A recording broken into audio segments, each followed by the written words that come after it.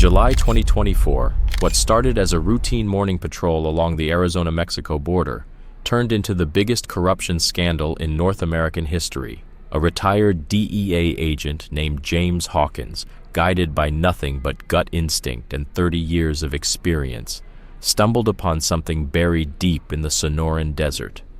A cartel plane, hidden with surgical precision beneath layers of sand.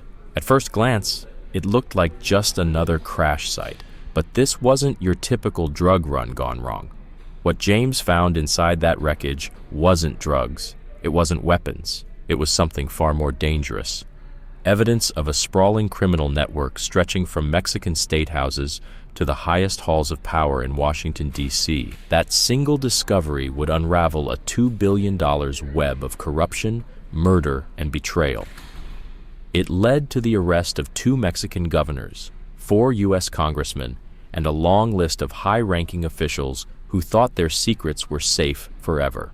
But tearing down this empire came at a cost, a devastating one. It forced good men and women to face an impossible question. How much are you willing to sacrifice to expose the truth? Some said James should have left that wreck buried where he found it. Others called him a hero. But once the bodies started piling up and the threats came closer to home, it became clear this was no longer about drugs. This was about power, about money, about that thin, fragile line between law and corruption that cuts through the heart of 2 nations. And before we dive back in, drop a comment with where you're tuning in from, and if this story hits you, make sure you're subscribed, because tomorrow, there's more.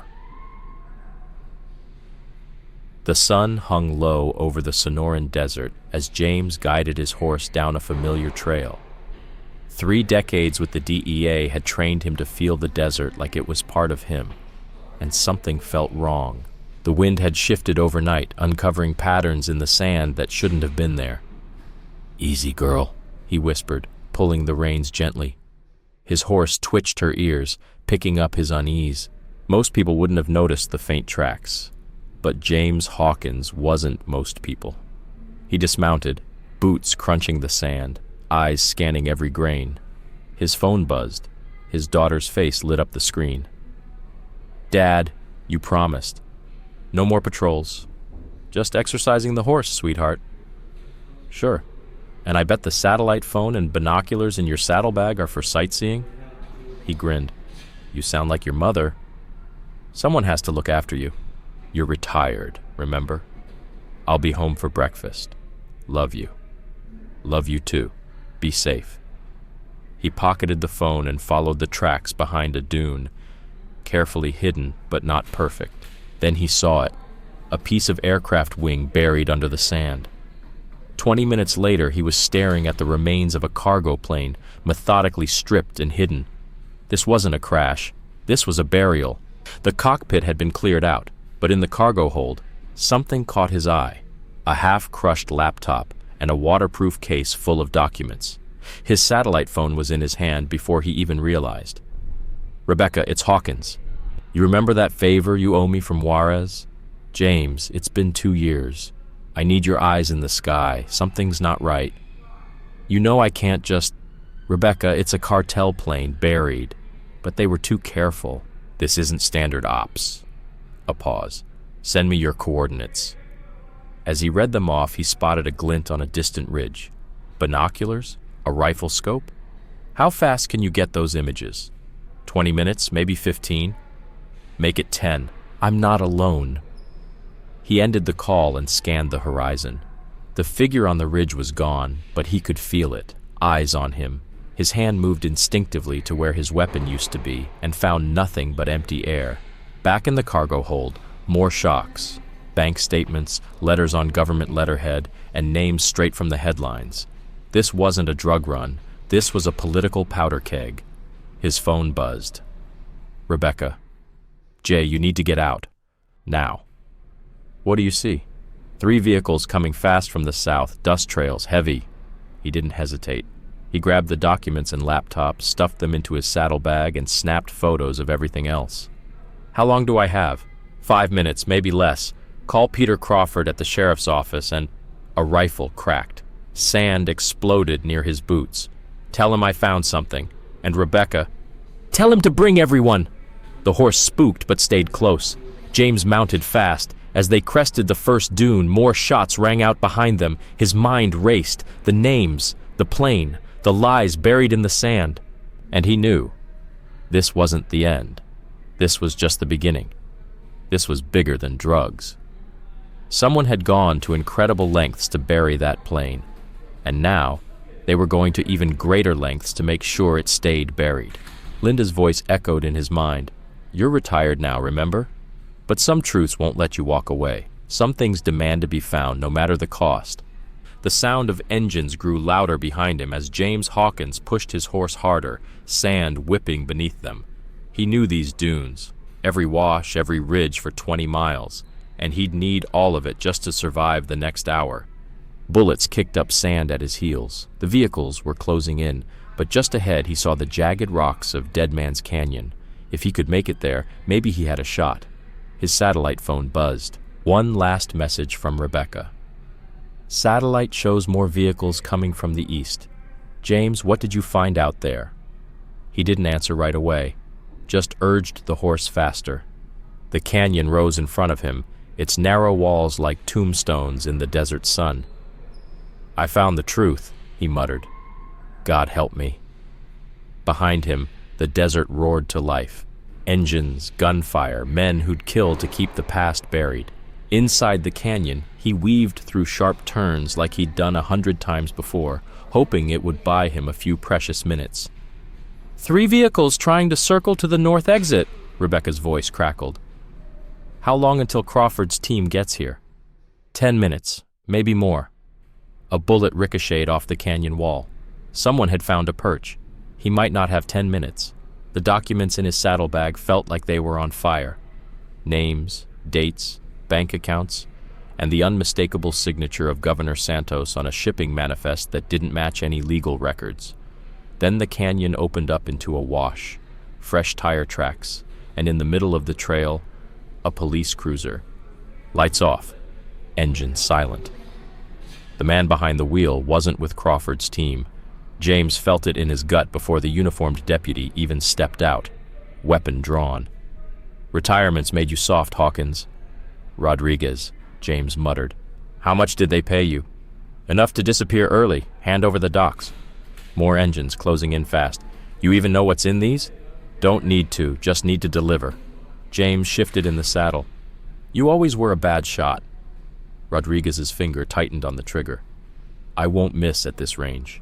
Neither will I." Crack. Rodriguez stumbled, clutching his shoulder. On the ridge above, Peter Crawford lowered his rifle. "Getting slow in your old age, James." Crawford's convoy swarmed the canyon.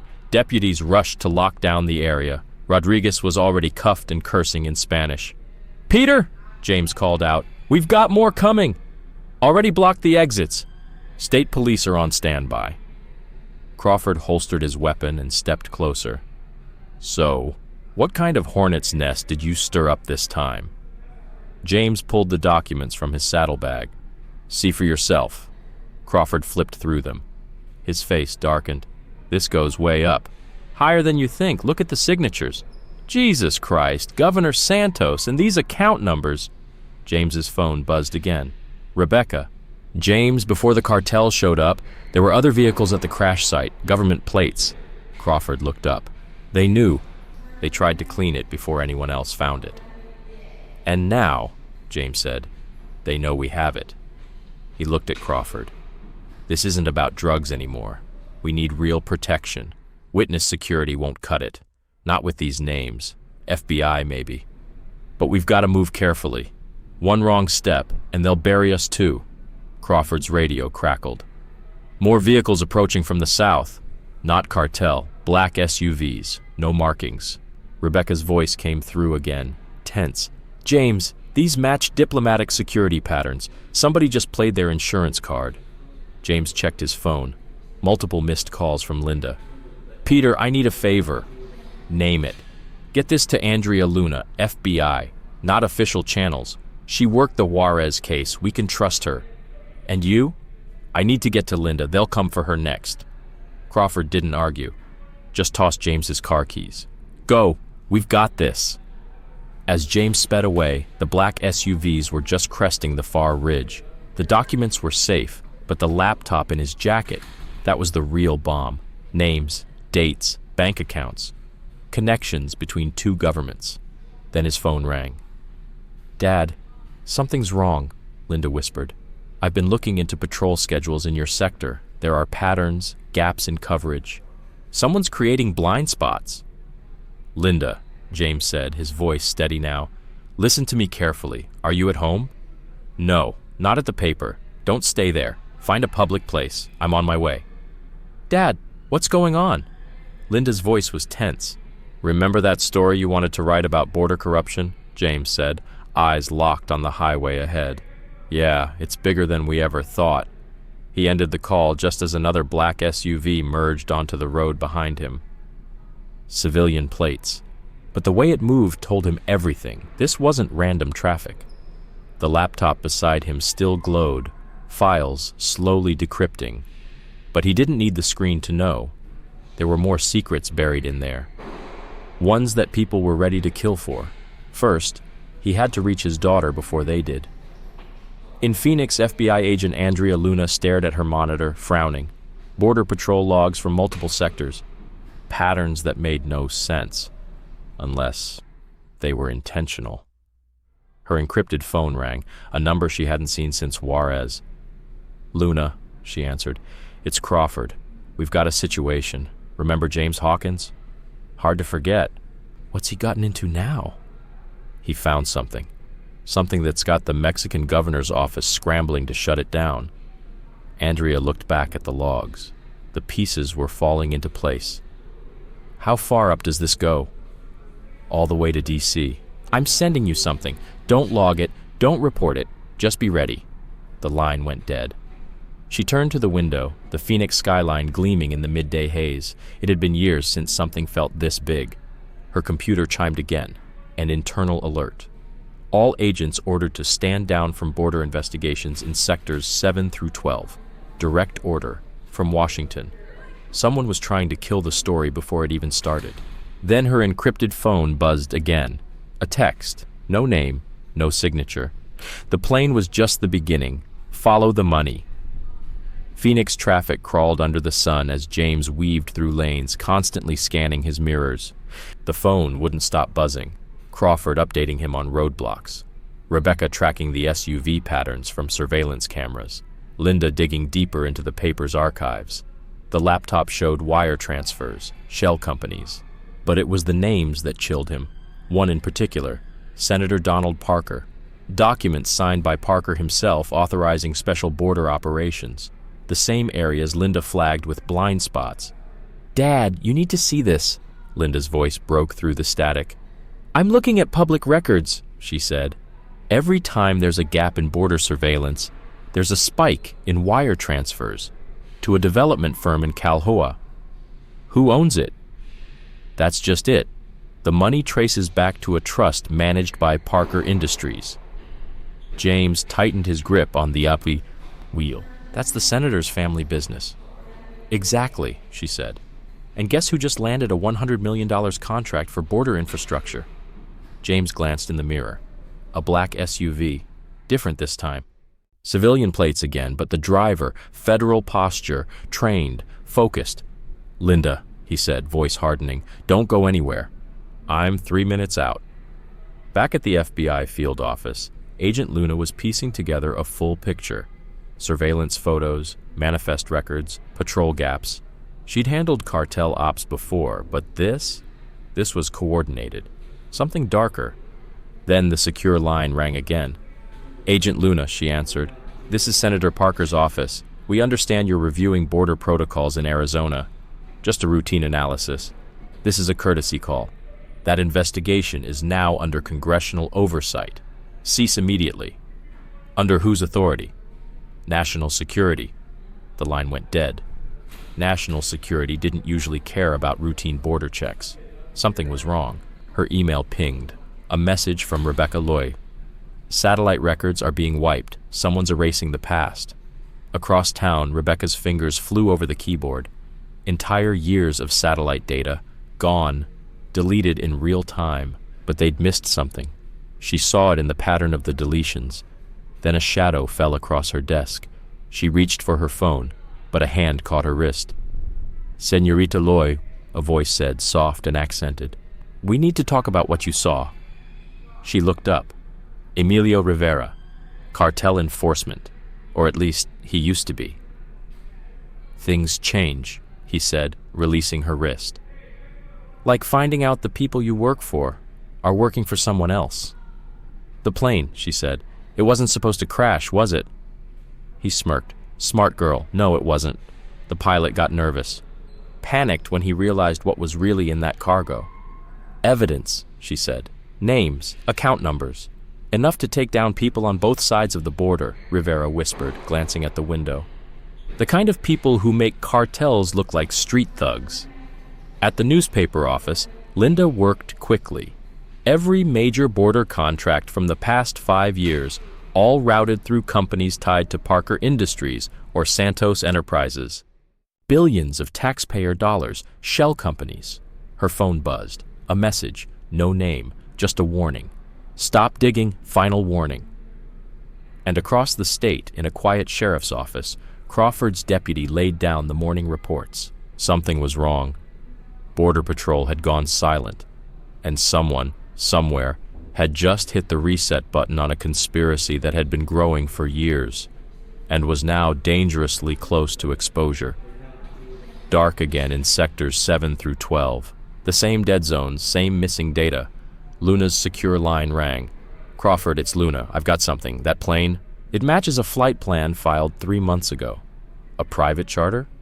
Registered to a company owned by Parker Industries," she said. "But that's not the craziest part. The flight manifest lists Governor Santos as a passenger." Crawford went silent. A governor and a senator's company connected to a cartel plane? "Not just connected," Luna said coldly. "They owned it. And Peter, the crash wasn't an accident. That plane was shot down." A knock interrupted him. 2 men in suits stood at the door, badges already out. "Internal Affairs," one said. "We'd like a word, Sheriff." In downtown Phoenix, James Hawkins pulled up to the newspaper office. Linda stood outside, clutching folders to her chest. "Dad," she said, "this is bigger than we thought." She flipped open one of the files, her hands shaking. "The development contracts, the missing surveillance data, it's all connected. They've been using border security funds to build their own infrastructure. Landing strips, storage depots, private roads. A parallel border system, private army, private transport network, all paid for by us." Then she handed him a single sheet of paper. "And Dad, I know why they shot down their own plane." Hawkins read the page, his jaw tightened. "The pilot," he muttered. Linda nodded. He wasn't cartel. He was FBI, deep cover. He must have figured it out, what they were really moving across that border. Then his phone rang. Rebecca. Her voice was sharp, urgent. "James, Rivera just left. You need to hear this. That plane wasn't just carrying documents. They'd started keeping records, insurance against each other, videos, audio, proof of meetings between cartel leaders, and a gunshot cut her off. The line went dead." Hawkins grabbed Linda and pulled her away from the windows. Black SUVs pulled up at both ends of the street. "They're not even hiding it anymore," she whispered. "No," James said, checking his weapon. "Now they're just trying to bury it, along with anyone who knows." The safe house hadn't changed in 15 years. Hawkins swept the perimeter while Linda spread documents across the old kitchen table. "Your mother and I used this place during the Juarez case," he said, pulling the blinds shut.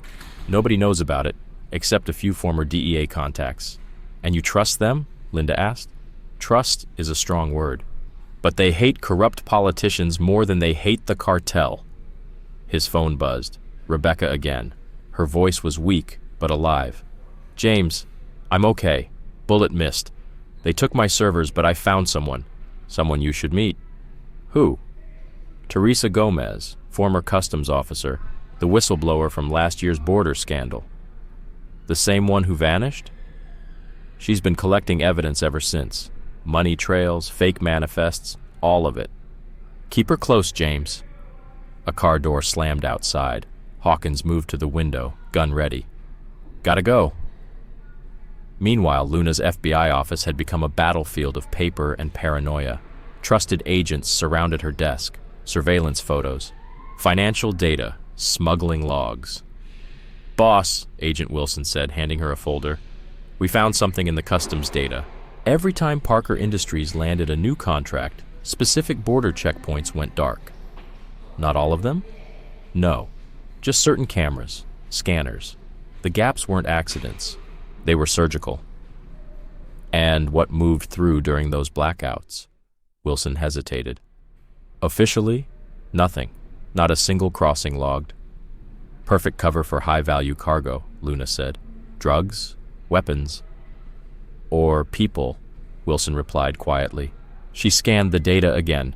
Get me everything on Teresa Gomez's original reports. Most of it's gone, he said, but I found this, a USB drive. She backed up her findings before they fired her. Back at the sheriff's office, Crawford sat under harsh lights as two internal affairs agents leaned in. Sheriff, explain these unlogged patrols in restricted sectors. Standard ops, Crawford said coolly. Patrol coordination, tech glitches. Old computers, you know how it is. We've also received reports that you've been in contact with James Hawkins. Hawkins, he shrugged. Haven't seen him in months. Then you won't mind if we check your phone records? Not at all, Crawford said. Just bring a warrant. As the agents exchanged looks, Crawford's secure line blinked. A new message from Luna. Don't trust internal affairs, they report to Parker. In Mexico City, Governor Santos paced his office, sweat beading on his forehead. The plane was supposed to be destroyed, he growled into the phone. Now we have a retired agent holding the evidence, and a reporter asking questions. The voice on the other end was cold, detached. The situation is under control. Like you had the pilot under control? He was FBI, you let that slip. An unfortunate detail, but remember, Governor, if we fall, you fall harder.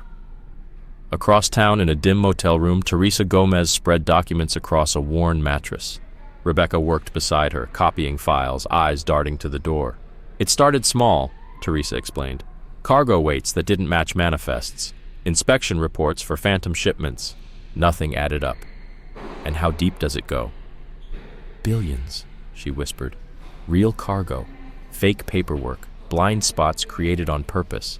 Every piece linked to shell companies owned by Parker Industries or Santos Enterprises. Rebecca looked up. They fired you? For finding this? No, Teresa said, her eyes narrowing. They fired me because I started telling people. They didn't just fire me, Teresa said. They tried to kill me, called it a car accident. Her laugh was sharp, bitter. That's when I knew I was right. Back at the safe house, Linda's laptop pinged. Dad, she called out. Someone just uploaded data from the crash site. Looks like audio files. James plugged in headphones. A man's voice came through, low, rattled. Testing! If you're hearing this, I'm probably dead. This is Special Agent Marcus Torres, FBI deep cover. What I'm about to say, God help me. James froze. The voice continued. The network isn't just moving drugs. They're moving people, politicians, weapons going south. But it's bigger than that. They've built a shadow infrastructure, private armies, hidden prisons, all of it disguised behind border security contracts. A knock at the door snapped him out of it. He drew his weapon. It's Rivera, came the voice. We need to talk. Linda stepped forward, hesitant. Can we trust him? No, James said. But right now, he's scared, and scared men talk. Rivera's face was pale, his usual calm gone. They're moving tonight, he said. Whatever's been going through those blind spots, now they're cleaning house. Anyone who knows anything is a target. He looked at James. Those recordings, they're just the start. They filmed everything. Blackmail, leverage. Now they're trying to erase it all. James's phone lit up. Crawford. James? They just tried to arrest me. Official corruption charges. Jesus. Luna says they're coming after everyone. We've got hours, maybe. Linda's laptop pinged again. More decrypted files. Dad, these contracts, these shell companies, they're not just moving contraband. What else? She hesitated. Witnesses, people who disappeared after testifying against cartel members, or politicians. James's voice was low. Private prisons. Torres was right, Rivera added. Then his phone buzzed and his face went pale. They found Teresa. James floored the gas, weaving through Phoenix's back streets. Rivera rode shotgun, rattling off turns as Linda coordinated from the safe house. 3rd Street's blocked, she warned over the phone. Police checkpoint? No, Rivera cut in. Parker's private security. Badges, guns, but they're mercenaries. James swerved down a narrow alley. Where would they take her? There's a processing center near the border, Rivera said. Officially, a detention facility. Unofficially, where people disappear. At FBI headquarters, Luna stared at her screen. Surveillance stills. Zoomed-in frames of Agent Wilson, her most trusted team member, meeting with Senator Parker's chief of staff. Then, footsteps.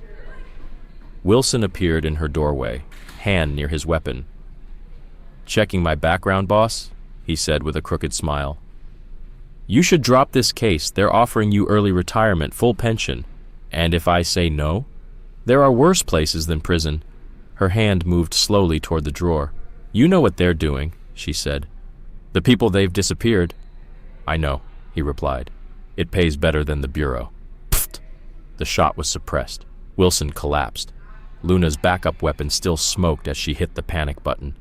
The building would be locked down in minutes, but first she had to warn Crawford. Back at the desert safe house, Rebecca worked through encrypted backups while Teresa paced. The offshore accounts are the key, Teresa said. Every contract, every fake company, it all leads back to the same 5 banks. Rebecca's screen filled with transaction logs.